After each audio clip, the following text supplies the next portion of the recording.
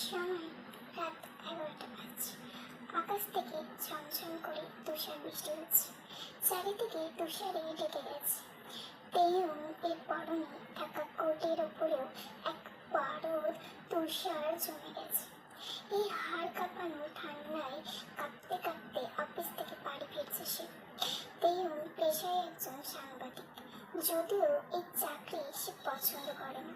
তার মাথা মোটা আর পেট পোটা বসের খিটখিটানির জন্য তবুও পেট চালাতে চালাতে হয় বলে সে এই জীবিকাতে এখনো যুক্ত আছে। ছেলেকে জেনে তার বাবা মা আরো 4 বছর আগেই তাকে বাড়ি থেকে বের করে দিয়েছিল। তারপর 1 বছর পার্ট টাইম জব করে লেখাপড়া শেষ করে এখন এই চাকরি নিয়েছে সে। আজকে ছিল তার লাইফের সবচেয়ে খারাপ দিন। প্রথমত সে দেরি করে অফিসে যাওয়ার জন্য তাকে এক্সট্রা পানিশমেন্ট পেতে হয়েছে। দ্বিতীয়ত এই হাড় কাঁপানো তুষার বৃষ্টিতে সে বাস মিস করেছে, যার ফলস্বরূপ এখন সে কাঁপতে কাঁপতে নিজেই এয়ারপার্টমেন্টের দিকে যাচ্ছে। Sometimes I really feels like I am got February trials. হঠাৎ তেয়ং থেমে যায়। তার সামনে দুটো রাস্তা আছে, একটা সরাসরি মেন রাস্তা, আরেকটা পাশ দিয়ে চলে যাওয়া গলি। মেন রাস্তা দিয়ে গেলে সময় লাগবে 30 মিনিট, আর এই গলি দিয়ে গেলে মাত্র 10 মিনিট। এই শীতে জমি বরফ হতে চায় না সে, তাই গলির রাস্তায় হাঁটা দিল। এই রাস্তাটা অনেক সুন্দর। দিনের বেলা কয়েকবার এই রাস্তা দিয়ে গিয়েছে সে, তবে এই প্রথমবার রাতের বেলা যাচ্ছে। অন্ধকার বাড়ছে দেখে তেয়ং নিজের মোবাইল বের করে ফ্ল্যাশ লাইট জ্বালায়, কিন্তু তার নজর পড়ে তার মোবাইলে চার্জের দিকে, যেখানে মাত্র 5% চার্জ দেখাচ্ছে। নিজের ফাটা কপাল দেখে নিজেই হাসতে হাসতে বলে, হ্যাঁ, এটাই বাকি ছিল এখন। নিজেই ভাগ্যের ওপর বকবক করতে করতে সামনে এগিয়ে যায় সে। কিছু দূর গিয়ে তার নজর আটকায় একটা কফি শপের ওপর, ক্যান্ডেড শপ। তেয়ং ভ্রু কুঁচকে সেটার দিকে তাকায়, কারণ এখানে এমন নামে কোনো দোকান আছে বলে তো তার মনে পড়ছে না, আর থাকলেও তা এত রাত অব্দি খোলা দেখার তো কথা না। তবুও অদ্ভুত লাগে, খুবই অদ্ভুত লাগে। তো কোনোদিনই দেখেনি সেই ক্যাফেটা। কৌতূহল নামক জিনিসটা তার মাথায় নড়া দিয়ে বসেছে, তাই সে আর নিজেকে আটকে রাখতে পারল না। এগিয়ে যায় সেদিকে। দরজা টেনে ভেতরে ঢুকলো তেয়ং, কিন্তু কোথাও কেউ নেই, কাউকে সে দেখতে পেল না। কিছুটা উচ্চস্বর বলল, কেউ কি আছেন? কোনো সাড়া নেই। তেয়ং আরেকবার বলল, কেউ কি আছেন দোকানে? হ্যাঁ, আছি, কারো গলার স্বর শোনা গেল। তেয়ং হঠাৎ করে চিকনের ভেতর থেকে একটা লোক বেরিয়ে আসলো, কিন্তু লোকটাকে দেখে এদের পুরো শরীর ভলকানোর মতো ফুটতে শুরু করলো। বলিষ্ঠ জিম করা শরীরে কেবল একটা মাত্র শার্ট আর প্যান্ট আর পরে আছে সে। চেহারায় কিচ্ছু আর নেই। এত হ্যান্ডসাম মানুষ সে আগে কোনোদিন দেখেনি। লোকটির কাশির শব্দে তেয়ংয়ের হুঁশ ফিরে আসে। আরে মিস্টার। তেয়ংয়ের লজ্জায় অলরেডি লাল হয়ে যাওয়ার মতো অবস্থা। দুটো গাল লাল হয়ে গেছে, একদম পাকা আপেলের মতো। অন্যদিকে তাকিয়ে আস্তে করে বলল, সরি। লোকটি মৃদু হাসে, সেই শব্দে তের শরীর দিয়ে একটা শীতল শিহরণ বয়ে যায়। লোকটি তেয়ংয়ের অবস্থা দেখে কিছুটা মিশালো কণ্ঠে বলে, হোয়াট ইউ ওয়ান্ট বিউটিফুল। লোকটির কথায় তের কেমন যেন অনুভব হলো। সে এদিক ওদিক তাকিয়ে বলল, কফি অ্যান্ড আপনার এখানে চার্জার হবে? আসলে আমার ফোনটা বন্ধ হয়ে গেছে। লোকটি আবারও হালকা হেসে একটু এগিয়ে এসে বলল, তোমার মোবাইলটা দাও বিউটিফুল, আমি চার্জে লাগিয়ে দিচ্ছি। লোকটির মুখে বারবার বিউটিফুল ডাকটা শুনে তেয়ংয়ের স্পন্দন ঝড়ের গতিতে লাফাচ্ছে। তেয়ং মোবাইলটা এগিয়ে দিয়ে বলে, আমার নাম তেয়ং, কিম তেয়ং। লোকটি মোবাইলটা নিয়ে কাউন্টারে চলে যায় আর ড্রয়ার থেকে একটা চার্জার বের করে মোবাইলে চার্জে লাগিয়ে তাকিয়ে দেয় এবং বাঁকা হেসে বলে, আমার নাম জিয়ন জাঙ্কুক, কিন্তু তোমার সাথে বিউটিফুল নামটা বেশি মানে, বুঝলে? জাঙ্কুকের কথায় তেমনির হৃদয় যেন এবার বেরিয়ে আসবে। জাঙ্কুক এবার বাঁকা হেসে বলে, তুমি বসো বিউটিফুল, আমি তোমার জন্য কফি নিয়ে আসছি। তেম আস্তে আস্তে একদম শেষের টেবিলে গিয়ে বসে। সে এক ধ্যানে জাঙ্কুকের দিকে তাকিয়ে রয়েছে। সে কফি বানাচ্ছে। জাঙ্কুকের দিকে তাকিয়ে সে দেখছে তের পেটে মোচড় দিয়ে উঠেছে। জাঙ্কুক কফি রেডি করে তেঙ্গের কাছে আসে আর তার টেবিলের ওপর কফির কাপটা রেখে দেয়। তার সামনে চেয়ারে বসে পড়ে। এই যে বিউটিফুল, তোমার কফি। আর মাইন্ড করবে না, ঠিক আছে? আমি এখানে বসলাম বলে। তেম তাড়াতাড়ি এদিক ওদিক মাথা নেড়িয়ে বলে, না না, মাইন্ড করবো কেন? জাঙ্কুক আবারও বাঁকা হেসে আস্তে আস্তে নিজের অ্যাপ্রন খুলে ফেলে দেয় আর বলেন, আজকে একটু বেশি গরম লাগছে। তেম হঠাৎ জুড়ে জুড়ে কাশতে শুরু করে। কেবলই কফির একটা চুমুক নিয়েছে, কিন্তু জাঙ্কুকের অর্ধনগ্ন দেহ দেখে তার গলায় আটকে যায় কফিটা। জাঙ্কুক তেহমির পিঠে হাত বুলাতে বুলাতে বাঁকা হেসে বলে, আস্তে, তুমি ঠিক আছো?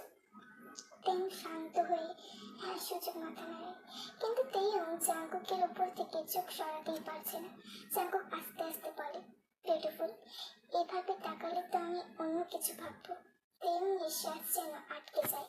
আস্তে আস্তে জাঙ্কুক তেমনির এক হাত নিয়ে নিজের অ্যাপসের উপর রাখে এবং নিচের দিকে নামতে নামতে বলে, বিউটিফুল, ইউ ফিল হট।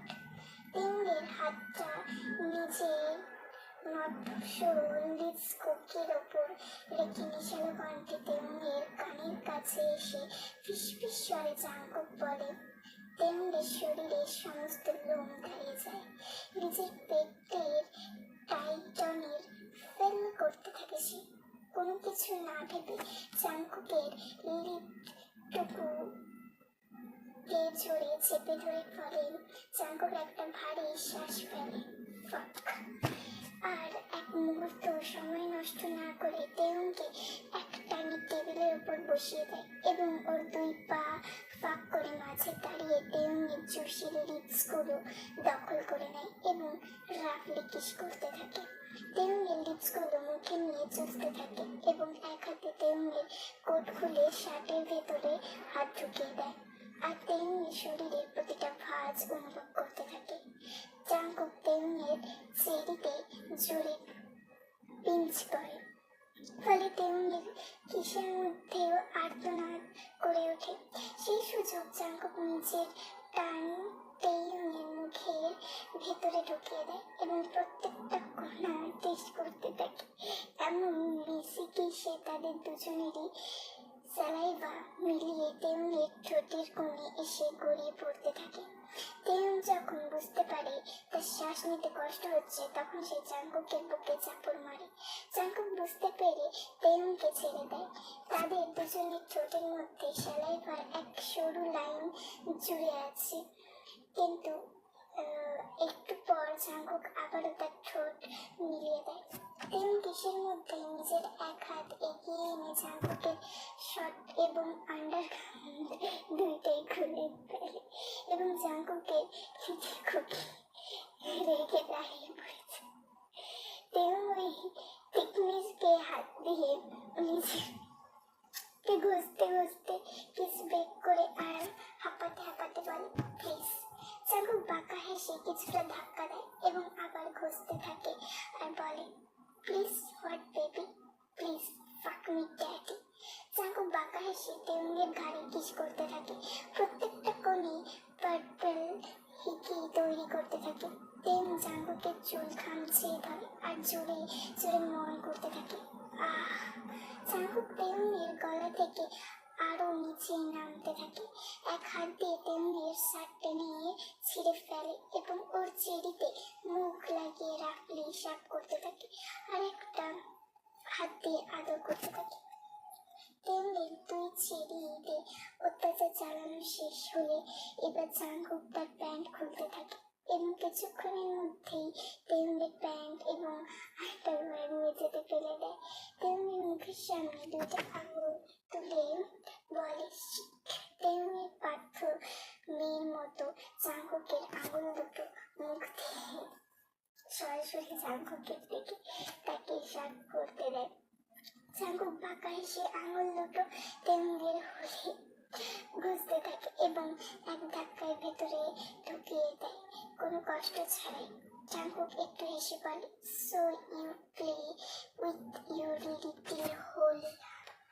তেম লজ্জায় মাথা নিচু করে ফেলে, কিন্তু জাঙ্কুক ছেড়ে দেওয়ার পাত্র নয়। সে নিজের হাত বের করে ফেলে আর বলে, that let's play something daddy baby. তেম জাঙ্কুকের মুখের দিকে প্রশংসূচক দৃষ্টিতে থাকে। জাঙ্কুক তেমকে বলে, তো তোমার প্রিয় ফল কি শোনা? স্ট্রবেরি। জাঙ্কুক হ্যাঁ সূচক মাথা নাড়ায় আর তেমকে ওয়েট করতে বলে কিচেনে চলে যায়। তেম কিছুই বুঝতে পারছে না। কিছুক্ষণ পর জাঙ্কুক আবার ফিরে আসে এক প্লেট বড় বড় স্ট্রবেরি নিয়ে। তেম প্রশ্নসূচক দৃষ্টিতে জাঙ্কুকের দিকে তাকায়। জাঙ্কুক প্লেটটা তার সামনে ধরে বলে, সবচেয়ে বড় স্ট্রবেরিটা ওঠাও। তেম কোনো কথা না ছাড়াই সবচেয়ে বড় স্ট্রবেরিটা উঠায়। জাঙ্কুক বাঁকা হেসে বাকিগুলো পাশে রেখে দেয় এবং সেটা নিয়ে বলে, open your leg want baby. তেম চুপচাপ জাঙ্কুকের কথা অনুযায়ী কাজ করে। কিছুক্ষণ পর সে মন করে ওঠে যখন জাঙ্কুক সেই স্ট্রবেরি সেখানে রেখে নিজের মুখ লাগিয়ে দেয়। স্ট্রবেরি জুস এবং টেস্ট মিশানো টেস্ট মুখে পড়তে জাঙ্কুক নিজের স্পিড বাড়িয়ে দেয়। কথাটা বলে জাঙ্কুক নিজের টাং ভেতরে ঢুকিয়ে দেয় এবং খেতে থাকে। এমন বড় সুখের অনুভূতিতে তেমনি চোখ থেকে পানি পড়তে থাকে আর জাঙ্কুকের এক চুল খামচে ধরে আরো জোরে চেপে ধরে তাকে। তেম আর নিজেকে ধরে রাখতে না পেরে তাই জাঙ্কুকের নাম নিচে নিচে পেটের ওপর জুস বের করে দেয়। জাঙ্কুক উঠে দাঁড়ায় এবং হাত দিয়ে তেমনের জুস নিজের হাতের লাগিয়ে হিসেবে মাস্ক পরে নিজেকে পজিশন করে নেয়। Let's real game. কথাটা বলে কোনো ওয়ার্নিং ছাড়াই ব্যথায় তেমনের চোখ দিয়ে পানি পড়তে থাকে আর চিৎকার দিয়ে ওঠে। জাঙ্কুক কোনো সময় না দিয়ে তেমনের মধ্যে আরো নিজেকে ঢুকিয়ে নেয়। প্রত্যেকবার জাঙ্কুকের লিটিল কুকি একদম পারফেক্ট স্থানে ধাক্কা লাগাচ্ছে আর তেম পরশ আরামে কান্না করছে। 4 নম্বর রাউন্ড তেমনের ক্লান্ত দেহটা আর নিতে পারছে না। জাঙ্কুক এখনো তার ভেতরে নিজের আদর লীলায় মেতে রয়েছে। তেম জাঙ্কুকের পিঠ খামচে ধরে রেখেছে। আস্তে জাঙ্কুক, ফাক সো টাইট। বেবি, প্রতি রাতে তুমি ঠিক 11:30 পর এখানে আসবে। আমি প্রতিদিন তোমাকে আদর করতে চাই। তেম শুধু হ্যাঁ সূচক মাথা নাড়ায়। এমন সুখ সে এর আগে কোনদিন অনুভব করেনি, কিন্তু তার দেহে আর সহ্য করার ক্ষমতা এখন নেই। সেখানে সে অজ্ঞান হয়ে যায়। সূর্যের সোনালি কিরণ জানলার কাঁচ ভেদ করে পুরো রুমে আছড়ে পড়ছে। তেমনের মুখে সূর্যের আলো পড়তে কিছুটা বিরক্তিতে অন্যদিকে ঘুরে ঘুমানোর চেষ্টা করল সে, কিন্তু তার মোবাইলটার এই শান্তির ঘুম সহ্য করতে পারল না। বিরক্তিতে ভাঙা রেকর্ডের মতো বাজতে থাকা মোবাইলটা উঠিয়ে কানে ধরতে উপাস থেকে তার বেস্ট ফ্রেন্ড জিমি চেঁচিয়ে বলে ওঠে, তেমনের বাচ্চা, কই তুই? এখন অফিসে আসিসনি কেন? এমন চিৎকার শুনে তেম লাফ দিয়ে বিছানায় উঠে বসে, কিন্তু পরক্ষণে ভালোই পরাস্ত এবং ক্লান্ত শরীর সে অনুভব করে। ব্যথায় সে আর্তনাদ করে ওঠে। জিমি আর্তনাদের আওয়াজ শুনে চিন্তিত গলায় বলে, হ্যালো তুই ঠিক আছিস তো? তেও ঠোঁট জোড়া খামচে ধরে বলে, হ্যাঁ আমি ঠিক আছি, তবে আজকে মনে হয় আর আমি অফিস আসতে পারবো না। প্লিজ বসকে একটু বলে দিস। কথাটা বলে ওপাশে কিছু না শুনে লাইন কেটে দেয় তেল, কিন্তু হঠাৎ করে মাথা চড়া দিয়ে উঠে কালকে রাতের ঘটনা। তাড়াতাড়ি চারিপাশে তাকিয়ে দেখে ও নিজের নিজের বিছানায় শুয়ে আছে। অবাক হয়ে নিজের জামা কাপড়ের দিকে তাকায়, যেখানে সে কালকের জামা কাপড় না, বরং নতুন এক জোড়া জামা কাপড় পরে আছে। এটা কি করে সম্ভব? আমি তো কফি শপে ছিলাম। আর জাঙ্কুক আমার অ্যাপার্টমেন্টের ঠিকানা জানলো কিভাবে? কোনো কিছুরই উত্তর জানা নেই তার। আপাতত সে বিছানা থেকে উঠে আয়নার সামনে যায় আর নিজের শার্ট খুলে দেখে তার পুরুষ গলায় এবং বুকে পার্পল হিকি দিয়ে ভরা। কিন্তু জাঙ্কুক আমার অ্যাপার্টমেন্ট চিনল কিভাবে? কিন্তু সে কথা এখন ভুলে ওয়াশরুম চলে গেল। বিকেলে আবার সেখানে গিয়ে জাঙ্কুককে জিজ্ঞেস করবে বলে সিদ্ধান্ত নিল সে। শাওয়ার নিয়ে কিচেন থেকে ঝটপট একটু নুডলস বানিয়ে সোফায় গিয়ে বসে টিভিটা অন করে খেতে থাকে। কিন্তু নিউজ দেখে যেন তার চোখ ছানা পড়া। নুডলসটা হাওয়াতেই থেমে যায় নিউজ শুনে। কুখ্যাত সন্ত্রাসী জীবন জাঙ্কুকের লাশ হঠাৎ করে উধাও। 2 সপ্তাহ আগে মাথায় গুলি লাগার কারণে মারা গিয়েছিল, এমন তথ্য পাওয়া গেছে। ল্যাবের এক কর্মকর্তার থেকে কাল রাতে লাশের সাথে সাথে ল্যাবে উপস্থিত সকল মানুষও আশ্চর্যজনকভাবে নিখোঁজ। কিন্তু কোনো ল্যাবের এমন বড় একটা তথ্য লুকিয়ে রেখেছিল, জানে না কেন। সেই সময় সকল সিসিটিভিও ব্লক হয়ে যায় এবং আশেপাশে দেউলের কানে আর কিছু যায় না। ভূত দেখার মতো করে টিভিতে দেখানো জাঙ্কুকের ছবিটার দিকে তাকিয়ে থাকে। শ্বাস নিতেও ভুলে গেছে সে। জাঙ্কুক মারা গেছে আরো 2 সপ্তাহ আগে, কিন্তু কালকে সে নিজে জাঙ্কুকের সামনে ছিল। এমনকি তারা ভাবতেও গায়ে গুশবান অনুভব হলো তার। শরীরের সমস্ত লোম দাঁড়িয়ে যায়, হাত থেকে নুডলসের বাটিটা নিচে পড়ে যায়, ভয়ে হাত পা কাঁপতে থাকে। কে ছিল তাহলে সে? জাঙ্কুক তো মারা গিয়েছে। হঠাৎ তার মাথা চড়া দিয়ে ওঠে জাঙ্কুকের কথা শুনে। বেবি, তুমি প্রতি রাতে ঠিক 11:30 পর এখানে আসবে। আমি প্রতিদিন তোমার আদর করতে চাই। তিন্নির কপাল থেকে এক ফোঁটা ঘাম গড়িয়ে পড়ে। হৃদয়ে অস্বাভাবিকভাবে বিট করতে থাকে। ভয় তার শরীর কাঁপছে। সে ভালো করে জানে কালকে যা কিছু হয়েছে সেটা সত্যি, এবং সেগুলো প্রমাণ তার দেহ। জানলা দিয়ে বয়ে আসা শীতল হাওয়া দুলিয়ে যায় তার চুলগুলো। সে ভালোই বুঝতে পারছে বিপদটা, কিন্তু হয়তো সে আরো যাবে সেই ক্যান্ডি শপ নামক কফি শপে। বিপদ নিয়ে খেলা না করলে বিপদ কি বোঝা যায় না? তেউলের ঠোঁটের কোণে ফুটে ওঠে এক হাসি। Let's me again daddy. So গল্পটা আমি এখানেই শেষ করছি। অনেক ভুল ত্রুটি আছে, সেগুলো তোমরা একটু অ্যাডজাস্ট করে নিও। আর ভালো লাগলে অবশ্যই লাইক কমেন্ট শেয়ার করো। নিউ গল্পের জন্য অপেক্ষা করো।